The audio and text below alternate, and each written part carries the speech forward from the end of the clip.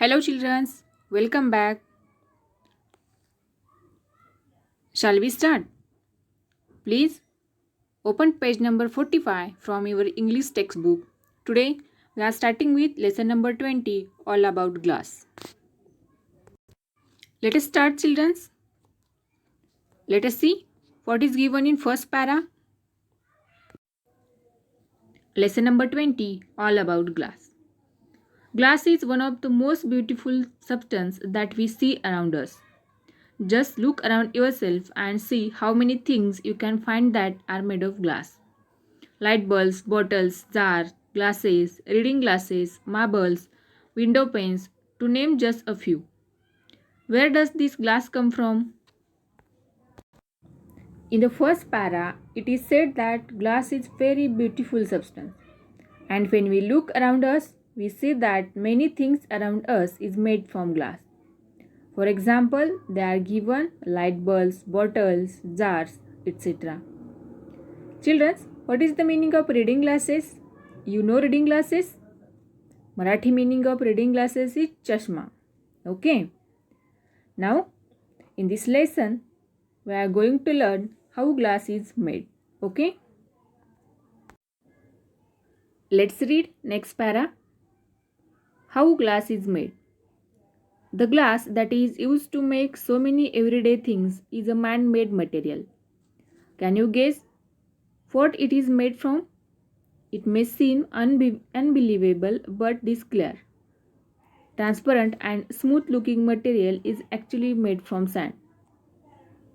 Glass is made by heating a mixture of clean white sand and chemicals like soda and lime. The mixture is heated in furnace till it turns into hot liquid glass. When it cools down, it becomes stiff and hard. What is given in this para? The glass that is used every day is a man-made material. This thing is made by man. It is not natural thing like mountains, rivers, trees, etc. Mountains, rivers, trees are natural things, but glass is man-made thing. And the material used to make glass is sand. With the sand, we need three things to make glass. That is sand, soda and lime. Now, let us see how glass is shaped. Once glass has become cold, stiff and hard, it is not possible to shape it. Glass is brittle. That means it breaks easily. It has to be shaped into different articles when it is still hot and soft. Very hot glass is more like a liquid. You can pour it, mold it, roll it, press it or even blow it to make a variety of shapes. Hot liquid glass is poured into molds and hardened to make articles of various shapes and sizes. It can also be rolled out to make flat sheet of glass. In another process, molten glass is floated on a bed of molten metal to make very flat glass sheet of even thickness. Hot glass can be blown into bottles, bulbs, glasses and other objects. Liquid glass can also be drawn out into very thin fibers or glass wool. In this way, children, when we have to make different articles, we must give shape to glass when it is hot. But when the liquid glass becomes cold, it becomes hard. Also children, from liquid glass, we can make thin fibers. Stiff means firm, difficult to bend or move. Brittle means hard but easily broken. Mold means to shape a soft substance into a particular form. And fibers means long and thin threads. Next paragraph. Some properties of glass. Glass has many useful properties. It is transparent. You can see through it. It is strong and hard. You can put a lot of load on it. It is impermeable. It does not allow water or other liquids to pass through it. Doesn't get soggy or stain itself. Glass has no effect on the food, water or other substances stored in the glass containers. In other words, it doesn't impart a smell or taste to them.